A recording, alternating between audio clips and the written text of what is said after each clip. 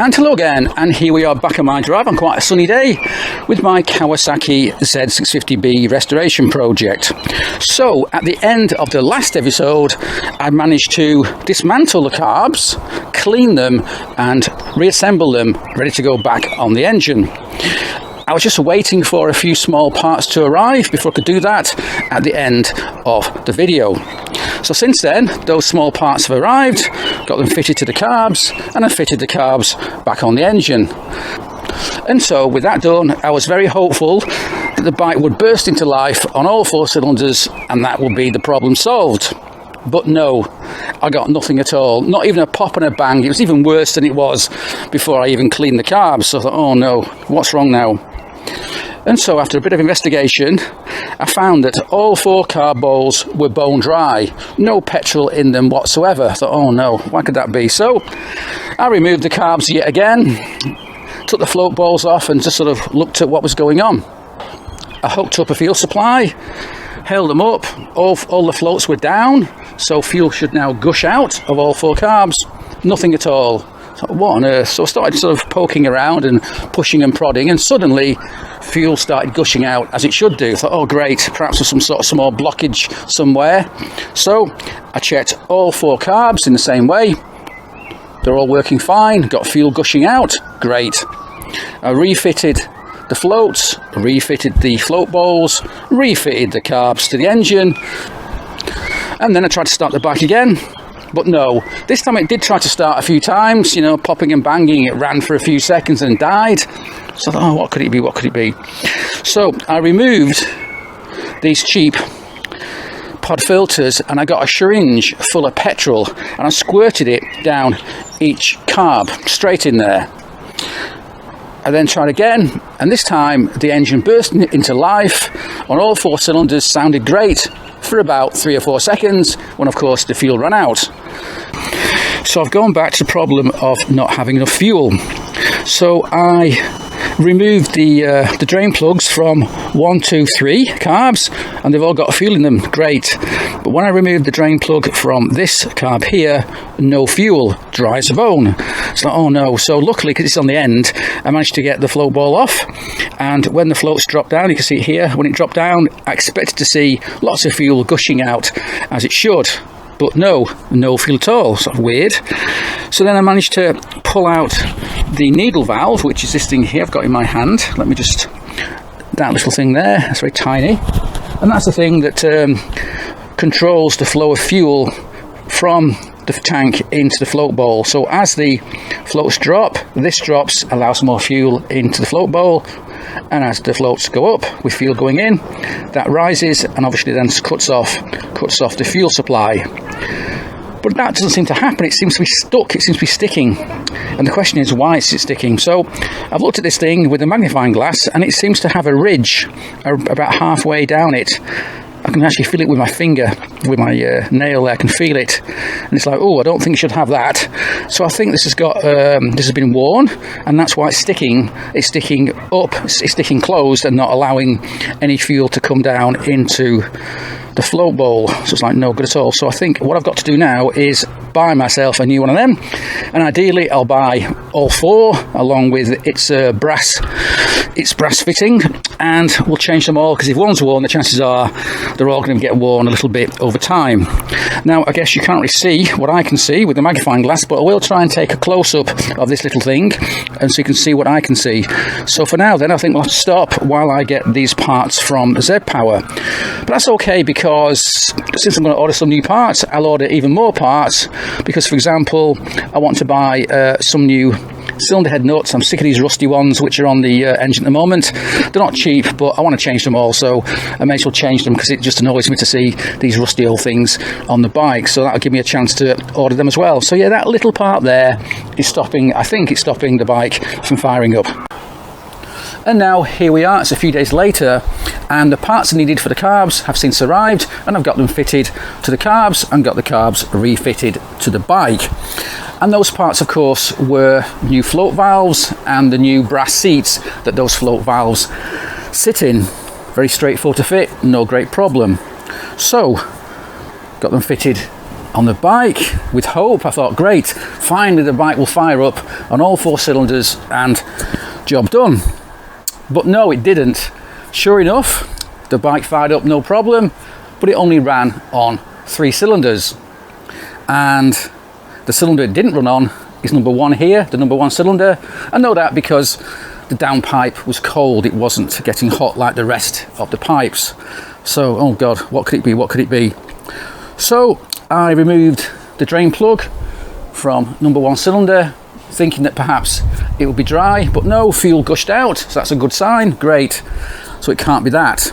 I then moved my attention to the spark plug. Perhaps I'm getting a problem with the spark. I didn't think I would do because the coil which operates number 1 cylinder also operates number 4 cylinder, and that was running just fine. But anyway, I checked it anyway, and as I'm checking it, yeah, I'm getting a fantastic spark. But then I got one hell of a jolt. I got sort of electrocuted from holding the HT lead, which shouldn't happen because that should be insulated. So I thought, oh, perhaps that's an issue. Perhaps I've made a mistake when I'm making the HT lead here, because I've got to make them up from a Dyna kit. Oh no, so luckily I've still got a few parts left over on that Dyna kit, so I had enough just left over to make another HT lead for number one cylinder. So I made a new one up, fitted it on the bike, tested it, made sure that wasn't giving me a shock, and it wasn't, so that's fine, sparking great. So here we go again, let's see if it fires up. And it made no difference, it still fired up on 3 cylinders. So I'm sort of running out of ideas now. So yeah, I really don't know why that number 1 cylinder doesn't fire up. So now here we are, it's the next day. Oh, and by the way, I am trying out a new tech at the moment. I've got this so-called label mic plugged into my microphone. I didn't actually think it would work, but it has got a microphone socket, so I bought one. Hopefully you can hear me okay, and if not, I'll just have to redo this part of the video. So anyway, let's see now what the bike sounds like when it's running on 3 cylinders. So I've got the fuel here, I've got a new battery on the bike, so let's see, shall we? I mean, no doubt I'll probably fire up on all 4 cylinders right now. So choke on, ignition, and here we go. Oops. Come on.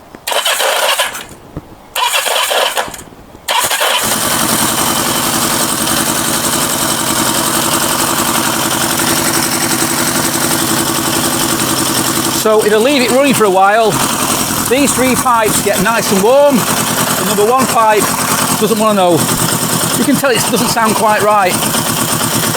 And if I ease off the choke, it won't idle. But it will rev.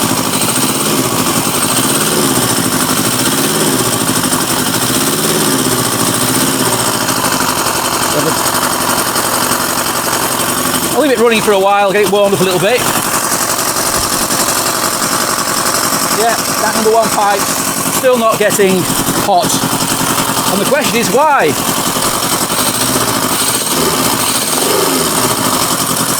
But the good news is that the oil light goes out on the dash and the rev counter works. That's always a good sign, that's always a good news. But why on earth don't I get number 1 cylinder firing up? Because right now I am at a complete loss. So all that happened yesterday. So this morning I came out and I was a bit sort of depressed about it, thinking, what on earth shall I do? Have I got to remove the carbs yet again, because I must have taken these damn carbs off half a dozen times by now, put them on, taken them apart, and I don't know. Someone did say to me last night on the Owners Club that if you've got the choke on, that bypasses the standard, obviously it will do, fuel feed into the engine. So with the choke on, you should be getting something happening, but I'm not. So therefore it must be the spark. But it's not the spark, because I'm getting a bloody good spark on the spark plug. I know that because I've checked it several times. And also, of course, this one here, number 4 cylinder, is working fine. And it shares the same coil. So it's like, oh God. So right now I am at a bit of a loss. I really am. So this morning then, I've just come out and pondering what on earth I should do. And then, feeling a bit down, of course. And then I got a letter through the post, which was a bit of a surprise, because I thought, oh, I've not ordered this, what's this letter? And that cheered me up an awful lot. So let me just go and get that letter and I'll tell you what's in it. Right, and here's the letter, and in the letter was attached a little tool. And it's a tool for measuring the float height in your carbs, specifically for Z650s. And it's something I thought, oh yeah, I wouldn't mind one of them, but they're quite expensive, so I wouldn't buy one just out of a random need. But this letter contained one of those tools. I thought, I'm sure I didn't order that. What's going on? Anyway, here's his letter here, and it's from Carl. I thought, who's Carl? And I remembered, oh yeah, I know who Carl is. And Carl is a chap on eBay who I bought the brass drain plugs from a few days ago, and they're really nice. And according to the eBay advert, Carl is an engineer, and he machined up a set of plugs for his own bike, for his own Z650, and he thought, well, while I'm here, I may as well make a few more sets and sell them on eBay. And that's where I saw them, and that's where I bought them from, and they're really well made, very happy with them, great. Anyway, Carl says, and I didn't realise until he watched my last video that he was sending them to me, because he watches my YouTube channel, in particular the videos about the 650. So I thought, bloody hell, small world. So he really appreciated the videos, blah, blah, blah. So he said, right, I'll send you something in appreciation. So he sent me this little tool. I'll show it you in a minute. It's in the house, I think.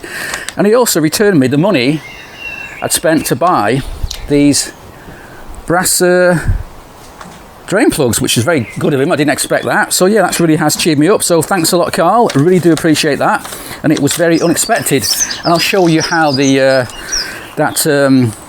tool works. It's actually done, what you do is you replace the drain plug with this little tool, which has a little clear strip of tube on it, and you bend it up and it tells you the height, the float height of the fuel inside the float ball, which obviously you can't see when the float ball's in place. So that's great news, great news. But anyway, that's cheered me up, but I'm still a bit depressed because I don't know why that #1 cylinder doesn't fire up. So I'm gonna have to little rethink. I really don't want to take off the carbs again, but I think I'm gonna have to. So yeah, it's all a bit difficult. This bike is fighting me all the way. That said, of course, this bike probably hasn't run for at least 20 years, 25 years, so I should expect to get a few problems. And so I need to go away and ponder what else I can check and change with that #1 carb stroke cylinder to work out what on earth's going on and why it doesn't fire up. But yeah, it is a bit of a mystery, but we'll plod on and hopefully solve that mystery and get this bike running on all 4 cylinders. And so as a test to see whether the fault lies with the carburettor or the spark plug, I've got some petrol here in a syringe, and I've squirted it directly down the bore of the carbs. Now there's fuel inside there, not the correct amount, but at least it's something. So if the bike now fires up and for a few seconds it runs on all 4, I'll know the fault lies with the carb. If it doesn't, then maybe the fault lies with the spark plug. So let's turn the fuel on again and try again. Some more fuel, I think.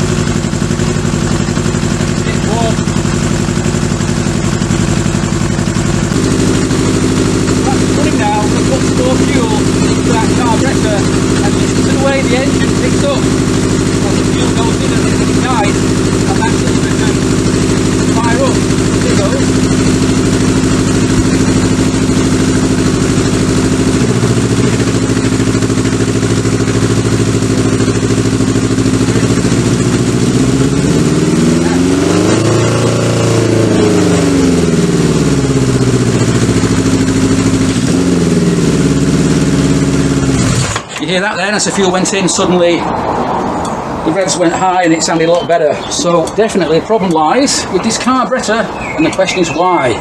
Why? So I'm going to give you some thoughts, and what I'm going to do now is I'm going to use my new tool that I've been sent this morning, and we'll see what the float height's like inside this float ball. So yeah, that might be quite interesting. If it's too low, that might explain why this carb is not working correctly.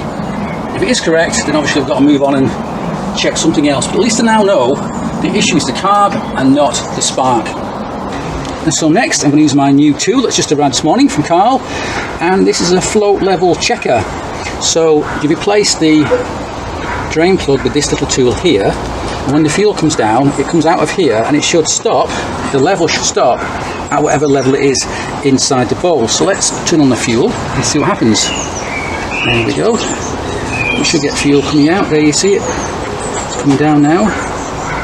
Let's just make that a bit higher up. So a bit higher, it's filling up, Right, so it's filling up nicely. And actually looks pretty much correct. It's almost at the top of the float ball. I've got to check now the manual to tell me precisely how high it should be. That looks pretty damn high to me. Certainly not too low. So I think that's a good check.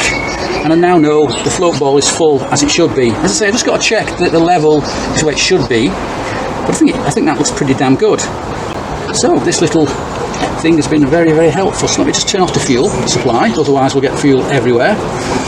There we go, and then if I do that, all the fuel comes out, and eventually it all gets, it's all gone now, the fuel's turned off, so that's all the fuel run out. So now I can remove this little tool, which has been very helpful. There we go, and replace it with the brass plug here, which I bought from Carl, which actually are very, very nicely made, complete with O-rings which are ethanol petrol resistant, which is what we need. Right, so now just tighten that up, and that's one more check done. But sadly it doesn't tell me what's wrong with this carb and why it's not feeding fuel into number one cylinder. And so while I ponder what to do about the number one carburettor, I do still have a job to do today, which is to replace the old rusty cylinder head nuts on the engine. So I bought myself a new set of chromed cylinder head nuts, and these aren't cheap. They're something like £80 for a full set. But these old ones had to go because I was sick of looking at them and they let the bike down, so I've got to change them over. And what I'm going to do is remove one at a time and replace it with a new nut, torque it down, and then move on to the next nut. That way hopefully I won't disturb the head gasket and so on, and everything should be fine. So let's get started then. I've got the appropriate socket here on my driver, so we'll start over there and I'll just do a kind of cross pattern and replace them one by one.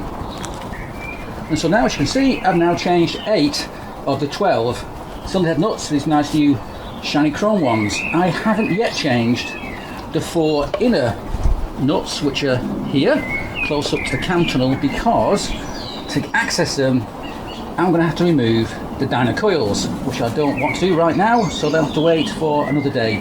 But yeah, it's a great improvement compared to these old rusty nuts, and in fact these will not be thrown away. I got plans for these which we'll come to later on this year. And so with that job done, I can't put it off any longer. I'm going to have to remove these carbs from the engine yet again, so I can find out what's going on inside this number one carb. And so now we can see the inside of the carb with the float ball removed. We've got here the main jet, pilot jet, and that's the air bleed. This is the floats here. This I think could be an issue. It's the I think it's just the intake for the choke, and they apparently can get blocked along with the access to the choke itself, which this thing fits into. Right, so to remove this one damn carb, I'm going to have to basically split the whole bank of carbs, which is a lot of work. So I've removed the carb tops, unscrewed the bolts that hold on this shaft, and I've also removed the shaft for the chokes. That wasn't so bad, but now I've got to remove all these just to get that damn carb out of the way. Right, we've got to remove this spring somehow. Look, it's not a very powerful spring, it's fairly easy to remove. Oh, come on, there we go. So there's the spring on. Remove that. That should help it now to come apart. So, that's better, isn't it? There we go, all the way out. All just to get that damn carb out of the way. Everything will fall apart now, move out. So now this carb should, I hope, come off the bank. just got to get it out of this plate here, then it can slide out. Oh, there we go. Ah, that's it. So there is the offending carb, which is going to go back in the sonic cleaner for at least half an hour. So I suspect this is gummed up somewhere, which I can't really understand, but at least that's something I can do for the time being. And now here's the carb body after half an hour in the sonic bath. I don't know if that's going to make any difference, but all I can do is try. I've also obviously put the brass fixtures in there as well, and then I'll refit it to the carb. So now I'm going to fit that back on my bank of 4 carbs here, and then resync them and get them back on the bike. And now I've refitted that number 1 carb to its bank of 4 and refitted all 4 carbs back on the bike, as you can see. So now it's time to see if all that hard work has paid off. Something tells me it hasn't, because I couldn't see anything wrong with the carb when I took it apart, but who knows, maybe it's dislodged something that I couldn't see when I gave it an extra half hour in the sonic cleaner, but who knows.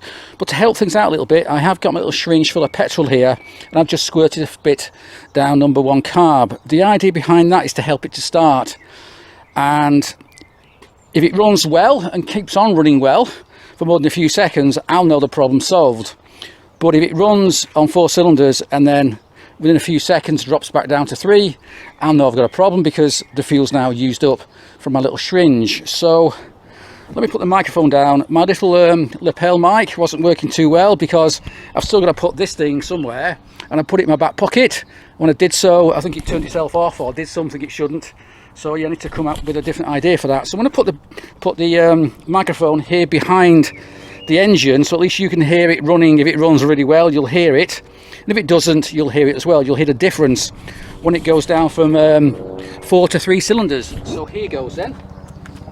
A helicopter just turned up overhead. Right, let's choke on. There he goes.